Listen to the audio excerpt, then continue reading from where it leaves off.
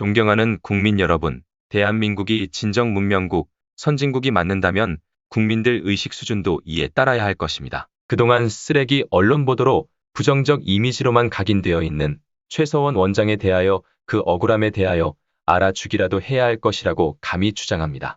최서원 원장에 대한 진실을 알아줘야만 합니다. 왜냐하면 내 가족이 그런 억울한 경우를 당했다고 생각해야 하는 게 인간의 도리입니다. 인간에게는 기본적으로 측은지심이 있어야 인간이라 했습니다.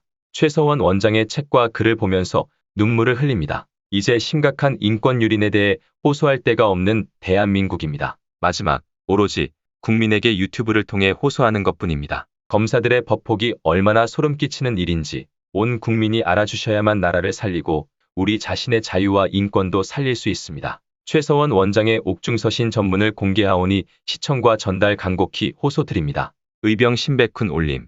신백훈님께 벌써 11월의 마지막 주일이네요. 언제나 보내드리는 제 글을 항상 국민들에게 전해주려고 애써주심에 진심으로 감사드립니다. 다른 방송에도 전달해주시는 그 마음에 감동받았습니다. 제가 팔이 아프더라도 진실투쟁은 옥중에서라도 할 것입니다. 언제나 힘이 되어 주심에 감사드립니다. 요즘의 세태에 대해 제 마음에 대해 쓴 글 보내드립니다. 감사합니다. 11월 28일 최서원 드림.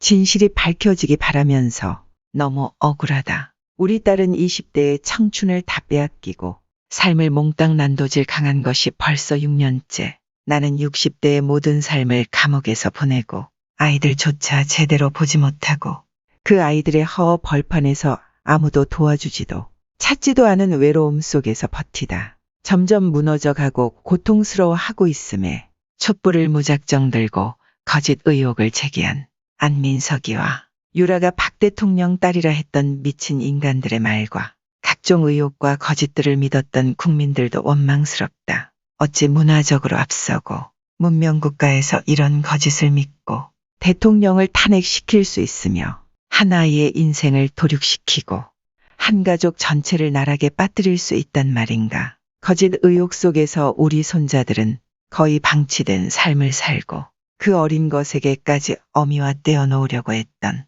이 나라의 검찰과 악랄한 정보기관 것들. 그렇게 충성하고 왜 좌천되고 밀려났는지 박영수 특검과 그 산하 검찰이 벌린 이 희대의 기획적 사기 특검은 반드시 진실이 밝혀져야 하고 그에 가담한 이들은 역사 앞에 사죄해야 할 것이다. 검찰은 지금 박영수 특검의 화천대유 고문요건과 그의 친척이 받은 100억 원과 딸이 화천대유 아파트를 왜 관여했는지 진실에 대해 밝혀야 할 것이다. 박영수 특검이 악랄하게 우리 딸 유라에게 했던 만큼 그의 딸도 박영수도 지금의 죄값을 받도록 철저히 진상을 밝혀야 할 것이다. 왜 국민들과 젊은이들은 이런 폐륜 행위에 대해 분노하지 않고 지켜보는 것인가. 역대 없었던 여야 대선 주자들이 쌍특검을 받는 초유의 사태가 이 나라에 비극을 줄 것이라 생각하지 않는가. 촛불을 들었던 국민들은 화천대유 대장동 사건의 실체가 있는 사안에 대해서 왜 거리로 투쟁으로 맞서지 않는지, 왜 진실을 밝히라고 요구하지 않는지 묻고 싶다. 한 가족을 죽음의 공포로 몰아 박 대통령 옆에 있었다는 이유로 비선실세로 몰아 모든 걸 다 빼앗고 20대의 딸아이에게 매일같이 수갑을 채워 감옥에다 내던져 놓고 밤낮으로 수사를 했던 악랄한 검찰은 지금 어디에 있는가.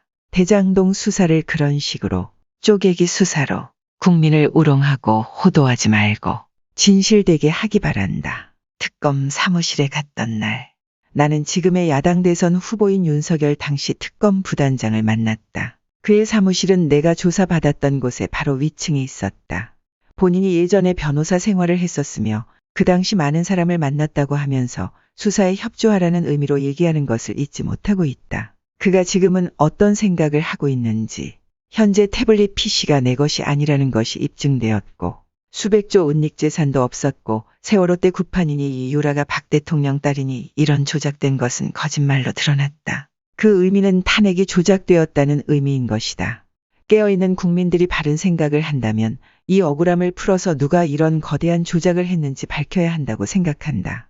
억울한 옥살이의 모든 재산을 빼앗은 이 악랄한 정권에서 벌어진 일들의 진실이 밝혀져야 이 나라가 자유민주주의인 것이다. 그런데 가담했던 사람도 조사를 했던 당사자도 태블릿 PC가 최소한 것이 아니라 줄 수 없다는 검찰도 한마디 사과를 안 하다니 이게 말이 되는지 묻고 싶다. 거짓의 이성을 잃고 한 가족을 도륙시키고 마구 짓밟아서 가슴이 찢어지고 삶의 바닥에서 허덕이게 하다니 진실이 하나씩 밝혀져도 침묵하는 건 너무 잔인한 것 아닌가. 만약 자기 가족이 이런 일을 당해도 그냥 두고만 볼 것인가. 그래도 박 대통령의 무죄를 주장했던 많은 사람들과 태블릿 PC의 진실을 끝까지 파헤친 의인이 있어 이 나라는 희망이 있어 보인다. 그리고 많은 젊은이들이 무조건 퍼주는 정부의 정책에 반대한 것도 우리나라가 죽지 않은 것이다.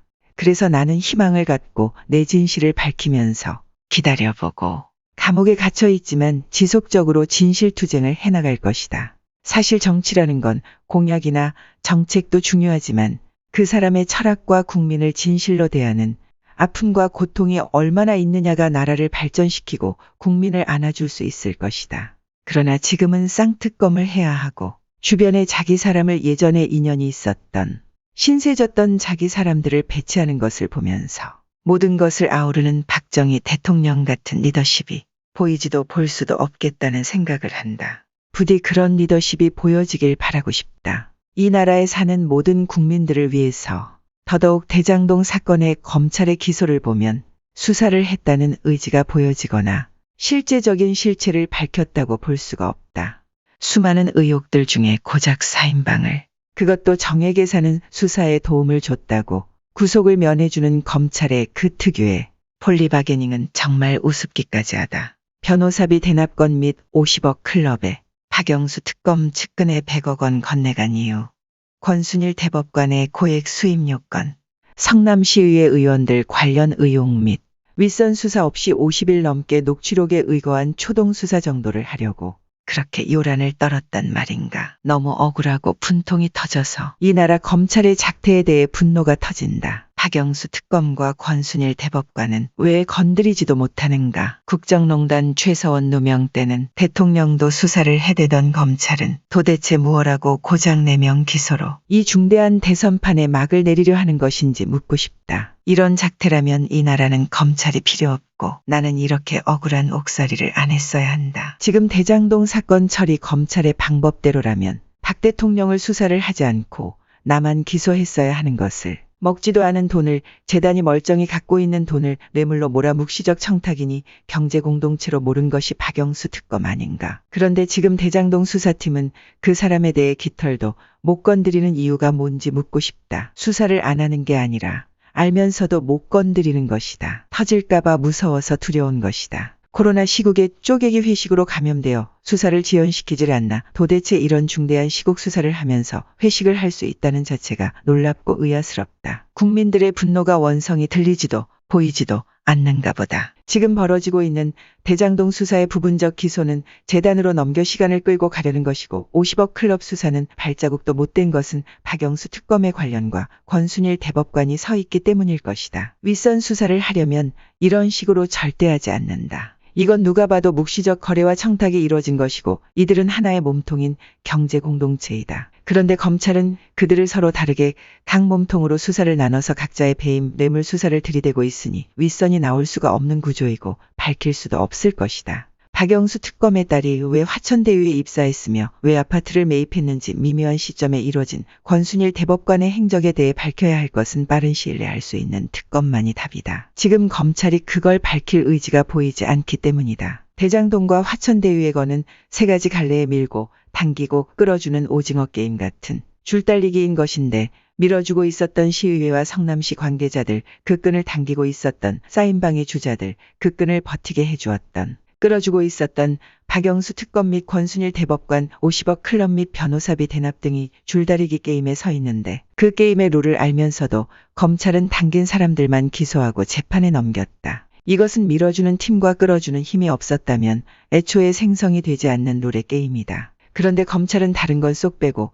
그 배우와 윗선을 제끼고 당신 사람들만 수사 발표를 한 것은 있을 수 없는 검찰의 패착이자 봐주기 수사이다. 아마도 그들은 이 게임에서 밀어주고 끌어주었던 사람들의 수사를 하겠다고 했지만 아마도 시간 끌기, 면피용, 여론전일 뿐일 것이다. 이 화천대유와 대장동 사건을 보면서 왜 진실은 거짓 속에 묻히고 거짓은 진실을 이기는 나라의 국민이 되고 나라가 되고 있는가를 우리 스스로에게 물어야 될 것으로 생각한다. 눈에 보이는 여론몰이에 감정에만 흔들려서 탄핵으로 죄 없는 대통령과 나를 엮어 거의 사형선고나 다름없는 수사를 이끌어갔던 박영수 특검이나 그 주변의 검사들은 사죄해야 할 것이다. 그러나 이 사회는 이상하게도 그들에게 또 권력을 쥐어주려 하는 사람들이 있으니 그들은 왜 정의니 공정이니 이것을 사회의 탓으로만 돌리는지 알지 못하겠다. 우리 스스로에게 문제가 있고 진실을 애써 외면하면서 또다시 잘못된 길을 가려고 하고 있고 가고 있는 이 현실에서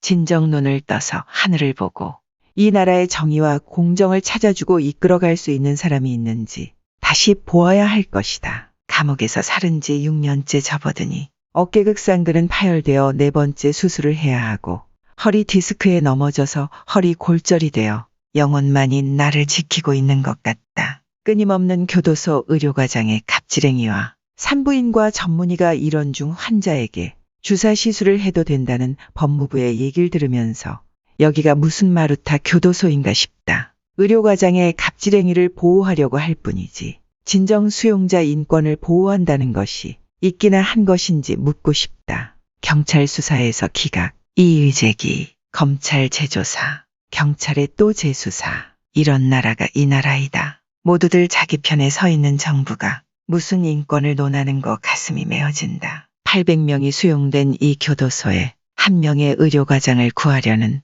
나라의 법무부의 인권국, 인권위원회 존재의 이유를 물어보고 싶다. 무엇하면서 국민의 세금을 좀 먹고 있는지, 그리고 지금도 벌어지고 있는 이 교도소 담장 안에서의 비밀스런 인권 탄압에 대해 누가 관심이나 있는지 물어보고 싶다. 이런 암흑 속에서도 나는 진실을 위해 아픈 팔을 부여잡고 이렇게 힘들게 글을 쓰고 있다. 그래도 우리나라에 아직 희망이 있는 것은 젊은이들이 포퓰리즘에 반대하고 무작정 퍼주는 걸 반대하고 있으니 그것이 희망이다. 그리고 진실을 찾기 위해 많은 단체들과 개인이 거리에서 각자의 자리에서 투쟁하고 있는 것이 우리의 희망이고 나라를 바로 세우는 등불 같은 역할을 할 것이다. 그 분들이 이 나라의 주인이고 희망이고 미래이다. 그 희망이 없었으면 우리나라는 전체주의로 흘러갔을 것이다. 그분들이 나라를 지켜내고 있는 것이다. 언젠가 그 희망들이 모여 이 나라를 살릴 것이다.